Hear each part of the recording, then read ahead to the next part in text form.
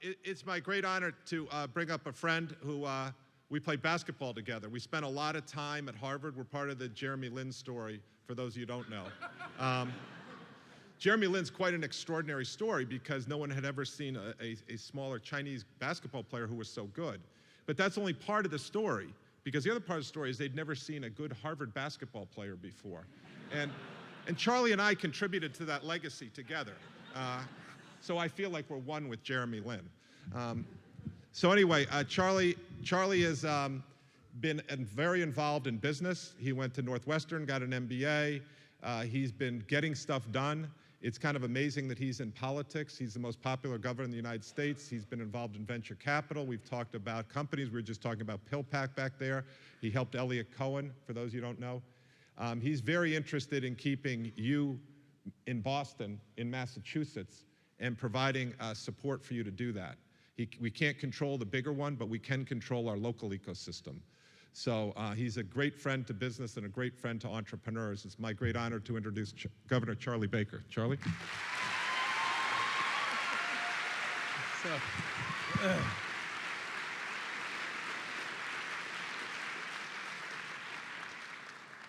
So the other thing Bill Ouellette didn't say about our respective basketball careers is until Tommy Amaker showed up and became the coach of the Harvard basketball team and took them to 4 straight Ivy League championships, no one cared that I played basketball at Harvard.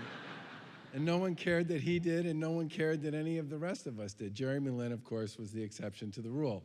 But then all of a sudden, being a former Harvard basketball player became cool. And I will be forever grateful to Tommy Amaker and the kids that he coached at Harvard for making that possible, because I'll tell you something, that is an entrepreneurial exercise. It's one thing to start clean slate, tabula rasa. It's another to take a program. Well, let's just suffice it to say that if Harvard won more games than it lost, that was like a great year for decades. And turning it into a perennial contender for the Ivy League championship. Tommy Amaker is an innovator, an entrepreneur, and just a really great guy. And I thank him for everything he's done for Harvard basketball, and Bill, you should too. Let me just say a couple things. First of all, I appreciate the chance to be here today. And I also wanted to say how much I appreciate MIT, okay? I'm a Harvard undergrad. Harvard's a cool place, no doubt about it. But I've spent most of my professional career in the public and private sector here in Massachusetts, and I've had a chance to get to know a lot about what makes this state and what makes this economy tick. And we would be a really different place if it wasn't for MIT.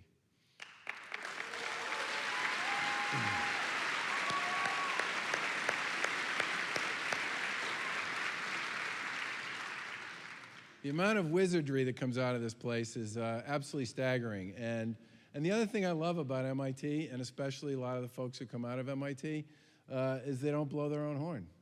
They just do the work, and they just succeed, and they just try, and they succeed, and they try, and they succeed. And the contributions that MIT as an institution and the people who come out of MIT make, not just to the Commonwealth of Mass, but to the country and to the world overall, is extraordinary. And I really consider it to be one of the true treasures of Massachusetts. And I actually have a seat, believe it or not, as governor on the board of directors. I just found that out. For some reason, no one at MIT told me that after I got elected. So I can't make the next board meeting, but gosh darn it, I'm going to be at the following one and every one after that, and I'm going to vote against everything the president wants to do. Because I want to prove how hard I want to make him work for it. You have some really interesting presentations to do, and I'm really looking forward to grabbing a seat and watching a bit of the show. But let me just tell you that Bill mentioned PillPack. I got to know the PillPack folks because I was working at a private equity and venture capital firm. And Bill suggested that these guys would be good people for us to meet. And while we unfortunately didn't make an investment in them, I did direct them to some of their earlier customers who were folks that I'd worked with previously in the healthcare world. And I'm so psyched to see that they have turned out to be every bit as successful as I thought they were going to be. And they are just one, of course, of dozens of companies and organizations that come out of this process that make a difference and disrupt industries and create opportunities for both customers, for employees, and for people here in Massachusetts.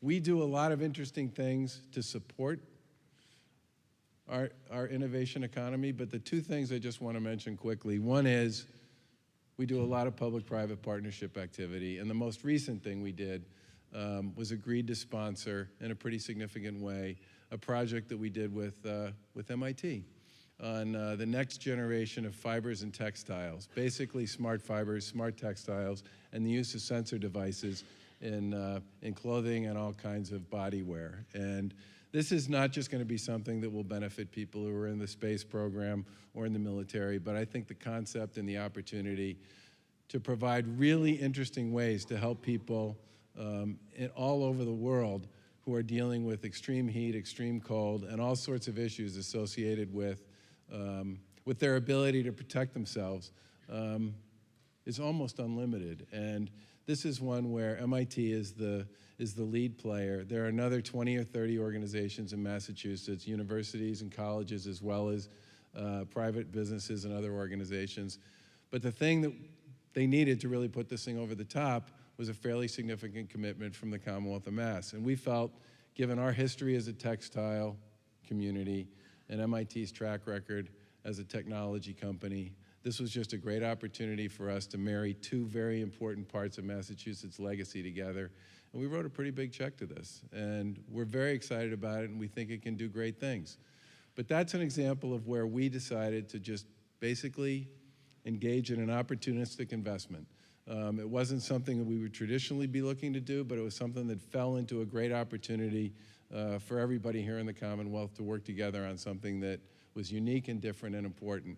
But we also have many other ways we can invest in, usually on a side-by-side basis with life science companies, with technology businesses, and with other entrepreneurs and innovators. And I'll tell you, there are a lot of things you can get great satisfaction from out of government. One of the things I get satisfaction from is having really good relationships with my colleagues who are Democrats and my colleagues who are Republicans so that we could actually focus on the work and get things done, something I wish other people in other parts of the country would do.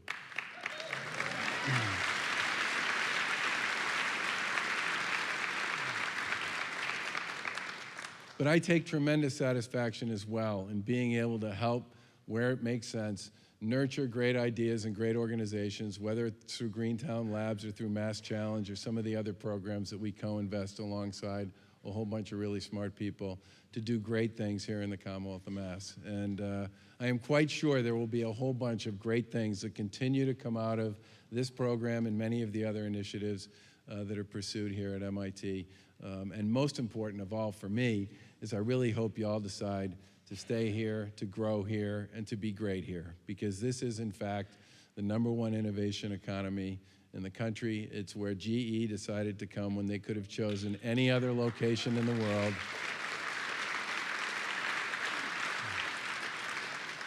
IBM, Watson parked themselves right down the street, and you really can't be in the life sciences, the med tech, the pharma industry, the health IT community, or the digital health world and not be a big player here in Massachusetts and in Greater Boston, because there is so much intellectual capital, and that's real capital when it comes to this stuff right here in Massachusetts. And we certainly hope you all have a chance to be great here in the Commonwealth, raise great families, raise great kids, and live happily ever after. Thank you very much.